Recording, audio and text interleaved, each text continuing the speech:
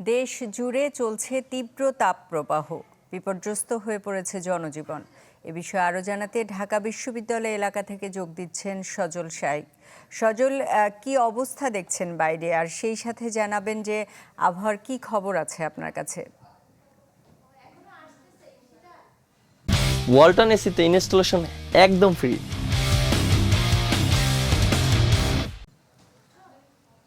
সুস্মিতা, এর আগের নিউজে আমি যেটি বলেছি যে 74 বছরের যেই রেকর্ড, সেই রেকর্ড কিন্তু এবার টানা গরম এবং রোদ, অর্থাৎ এই তাপদাহ কিন্তু সেই রেকর্ড কিন্তু ভেঙে ফেলেছে। অর্থাৎ প্রচণ্ড রোদ এবং তাপদাহ কিন্তু আমরা এখন অনুভব করছি। সাধারণ মানুষের সাথে কথা বলেছি, আসলে তারা যেটি বলছে যে রোদ গাছের নিচে গেলেও কিন্তু স্বস্তি নেই। আসলে গাছের নিচেও কিন্তু বাতাস গরম অনুভব হয়। অতএব মানে এখনও যেই রাস্তায় রোদ আর গরম, তাতে নাজেহাল অবস্থা সাধারণ মানুষের।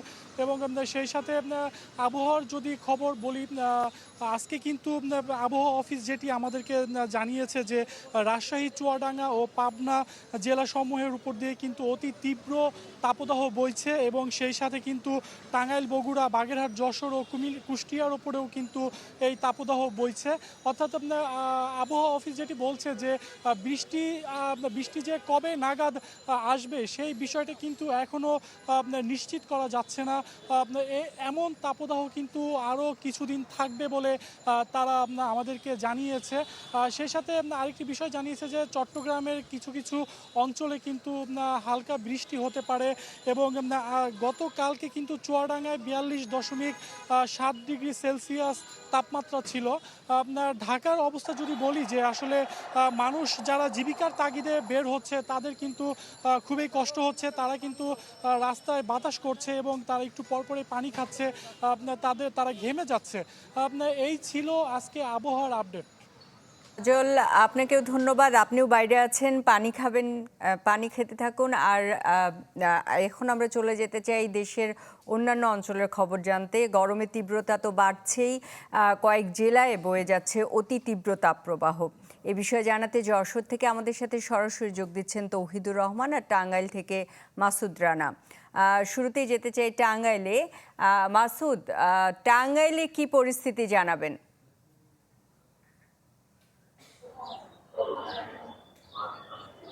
সুস্মিতা, তো যে তাপপ্রবাহ, সে তাপপ্রবাহ বয়ে যাচ্ছে।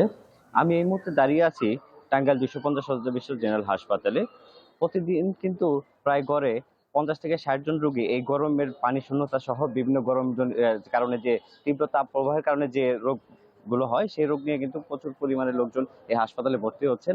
আপনাকে যদি একটু দেখাতে চাই, এই হাসপাতালের বাইরে কিছু রোগীর স্বজন রয়েছেন, তারা কিন্তু এই যে অতি গরম, এই গরমের কারণে কিন্তু বাইরে তারা একটু ছায়ার মধ্যে তারা আশ্রয় নিয়েছেন। এখানে তারা হাত পাখা দিয়ে বাতাস করছেন এই প্রচন্ড গরমের কারণে। আপনাকে আরেকটু জানিয়ে রাখি, গতকাল এই টাঙ্গাইল জেলা আবহাওয়া তথ্য সূত্রে জানা গেছে যে 40 ডিগ্রি সেলসিয়াস তাপমাত্রা ছিল এই টাঙ্গাইল জেলায়। এছাড়াও আজকে এখন পর্যন্ত যতটুকু আমরা জানতে পেরেছি 38 ডিগ্রি সেলসিয়াস তাপমাত্রা রয়েছে। এছাড়াও আপনাকে যদি গত কয়েকদিনের হিসাব বলি, গত কয়েকদিন ধরেই কিন্তু সারা দেশের মতো টাঙ্গাইলেও কিন্তু প্রচন্ড যে তাপপ্রবাহ, সে তাপপ্রবাহ বয়ে যাচ্ছে টাঙ্গাইল জেলার উপর দিয়ে। কবে কি নাগাদ বা কিছুদিনের মধ্যেই এই তাপপ্রবাহ কমবে কিনা সে বিষয়ে এখন পর্যন্ত আমরা কোনো তথ্য পাইনি। এছাড়া আবহাওয়া অফিস বলছে এ বিষয়ে এখন পর্যন্ত কোনো কিছু বলা যাচ্ছে না। প্রাকৃতিক যে বিপর্যয়, সেই বিপর্যয় অবস্থা আমরা কোনোভাবে আপনাদের এখন সঠিক তথ্য দিতে পারবো না। আপনি যদি একটু দেখতে পাচ্ছেন, আপনার মাধ্যমে একটু দর্শকদের দেখাতে চাই, এই টাঙ্গাইল 250 বিশিষ্ট জেনারেল হাসপাতালে আপনি দেখছেন যে এই যে যারা রোগীর স্বজন এবং সহ কিন্তু এই যে মেঝেতে তারা আশ্রয় নিয়েছেন এবং প্রচন্ড গরমের মধ্যে কিন্তু তারা এখানে রয়েছেন। এর বাইরে যদি আপনাকে একটু তথ্য দিয়ে রাখি, টাঙ্গাইলের জেলা প্রশাসক এবং টাঙ্গাইলের যারা বিশেষজ্ঞ আছেন, ডাক্তার রয়েছেন, তাদের সাথে আমি কথা বলেছি। তারা জানিয়েছেন যে এই যে প্রচন্ড খরতাপ এবং যে তাপ প্রবাহ চলছে, এই তাপ প্রবাহের জন্য প্রচুর পরিমাণে পানি খেতে হবে, স্যালাইন খেতে হবে এবং ছায়াযুক্ত স্থানে সবাইকে থাকতে হবে।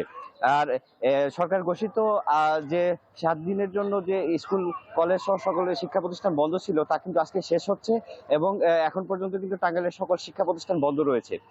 এখন পর্যন্ত সরকারিভাবে কোনো নতুন কোনো নির্দেশনা আসেনি, যে কারণে আসলে টাঙ্গাইলে আগামীকাল থেকে শিক্ষা প্রতিষ্ঠান খোলা হবে, এইটাই ছিল সর্বশেষ।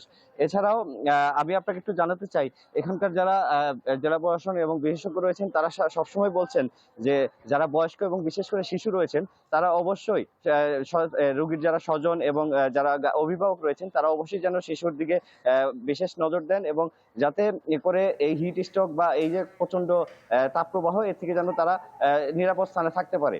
সুস্মিতা, মাসুদ, আপনাকে ধন্যবাদ। টাঙ্গাইল থেকে মাসুদ রানা আমাদের জানাচ্ছিলেন সেখানকার আবহাওয়ার পরিস্থিতি। এবারে চলে যেতে চাই, যশোরে আছেন তৌহিদুর রহমান। তৌহিদ, জানাবেন যে যশোরে কি অবস্থা?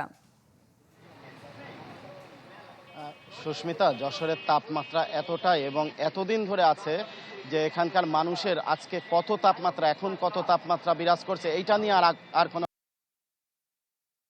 পরিস্থিতি হবে, কবে স্বাভাবিক হবে এবং কবে নাগাদ এই মানে এই যে একটু শীতল পরিবেশ আসবে সেটাই জানার আগ্রহ সকলের। কারণ আপনি জানেন যে গত 15 দিনেরও বেশি যশোরে তীব্র অতি তাপদাহ বিরাজ করছে এবং দেশের সর্বোচ্চ তাপমাত্রা গত 15 দিনের মধ্যে যশোরেই দীর্ঘদিন বিরাজ করেছে এবং এই পরিস্থিতির জনজীবন একেবারে দুর্বিষহ অবস্থা হয়ে দাঁড়িয়েছে। বিশেষ করে শ্রমজীবী মানুষ প্রতিদিনই সকাল থেকে তাপমাত্রা বাড়তে শুরু করে এবং বিকাল নাগাদ এই তাপমাত্রা তীব্র থেকে তীব্রতর হতে থাকে। সূর্য ডোবার পর থেকে কিছুটা হলেও কমে, কিন্তু তাপমাত্রা থাকলেও সূর্য ডোবার কারণে অনুভূত একটু কম হয়। কিন্তু দিনের বেলায় রাস্তার বের হওয়া চলাচল করা খুবই কঠিন কাজ হয়ে যায় এবং রাস্তায় চললে যে বাতাস, সেই বাতাসটিও কিন্তু গরম বাতাস এসে মুখে লেগে মনে হয় যে শরীরের চামড়া যেন পুড়ে যাচ্ছে। এই পরিস্থিতিতে যশোরে সহ এই অঞ্চলে ধান কাটা কিন্তু চলছে, বড় ধান, সেটা কাটতেও কিন্তু কৃষকদের গলদঘর্ম পোহাতে হচ্ছে। যদিও বিভিন্ন এলাকায় দেখা যায় যে ফজরের নামাজের পর থেকে ধান কাটা শুরু করছেন এবং সূর্য চড়ার আগেই তারা সেই কাজ শেষ করছেন। একই সাথে সন্ধ্যায় সূর্য পশ্চিম দিকে হেলে পড়ার পর থেকে অর্থাৎ বিকাল থেকে আরেক দফা ধান কাটা শুরু করে এবং চাঁদের আলোয় ধান কাটা যতদূর কাটা যায় সেই কাজটি কিন্তু কৃষকরা করছেন। অর্থাৎ চেষ্টা করছেন নিজেদেরকেই সেফটি এবং নিজেদের কাজ দুটি সমন্বয় করে চলার জন্য। একই সাথে এই তীব্র গরমে কিন্তু মানুষের রোগ বালায়ও বাড়ছে। বিশেষ করে হাসপাতালে আমরা খোঁজ নিয়ে জেনেছি হাসপাতালে শিশু এবং বৃদ্ধ রোগীর সংখ্যা প্রতিদিনই বাড়ছে এবং গড়ে প্রতিদিন 10 থেকে 25 জন করে রোগী ভর্তি হচ্ছে, এদের মধ্যে শিশুর সংখ্যাই বেশি এবং সবই ঠান্ডা, গরম এবং পানিবাহিত রোগ বেশি হচ্ছে। চিকিৎসকরা বলছেন বেশি করে ঠান্ডা পানি খাওয়ার জন্য, জুস খাওয়ার জন্য এবং একটু গরমে না বের হওয়ার জন্য, যদিও শ্রমজীবী মানুষের সেটা উপায় নাই। সুস্মিতা। তৌহিদ, আপনাকে ধন্যবাদ। এবারে চুয়াডাঙ্গা থেকে আমাদের সাথে যুক্ত হচ্ছেন রেজাউল করিম লিটন। লিটন, চুয়াডাঙ্গার কি পরিস্থিতি? সুস্মিতা, চুয়াডাঙ্গাতে গতকাল ছিল 42.7 ডিগ্রি সেলসিয়াস তাপমাত্রা, যেটি এই মৌসুমে সর্বোচ্চ। আজকে এই দুপুর 12টায় চুয়াডাঙ্গা যে আবহাওয়া পর্যবেক্ষণাগার কেন্দ্র আছে, দুপুর 12টায় তাপমাত্রা রেকর্ড হয়েছে 39.9 ডিগ্রি সেলসিয়াস। আর বাতাসের আর্দ্রতা বেশি এবং জলীয় বাষ্পের পরিমাণও বেশি, এই জন্য প্রচণ্ড গরম এবং তীব্র তাপমাত্রা। আপনি দেখছেন ঠিক আমার পিছনে, আমি একটু দেখাই, মানুষ এই আমি যেখানে আছি এখানে গাছের একটু ছায়া আছে এবং একজন শসা বিক্রেতা শসা বিক্রি করছে এবং পথচারীরা এখানে তারা শসা খাচ্ছেন গরমে। মানে বিষয়টি এরকম যে যেমনে পারছে এই গরমে একটু স্বস্তি খোঁজার চেষ্টা করছে। কেউ শসা খেয়ে ঠান্ডা পানি পান করে, অনেকে শরবত পান করে। তো এই অবস্থা চুয়াডাঙ্গাতে আজকে আবহাওয়া অফিস যেটি বলছে যে আসলেই দুপুরের পরে তাপমাত্রাটা প্রচণ্ড আকারে বেড়ে যাচ্ছে এবং এই অবস্থা এই পুরো এপ্রিল মাস জুড়ে এই জেলায় থাকবে। মে মাসের প্রথম দিকেই একটু কালবৈশাখী ঝড় এবং বৃষ্টিপাতের সম্ভাবনা রয়েছে। এই অঞ্চলের মানুষ, চুয়াডাঙ্গা জেলাবাসী সেই প্রতীক্ষায় রয়েছে। সুস্মিতা। লিটন, আপনাকে ধন্যবাদ। দেশের বিভিন্ন প্রান্ত থেকে তাপ প্রবাহের খবর জানাচ্ছিলেন আমাদের সহকর্মীরা।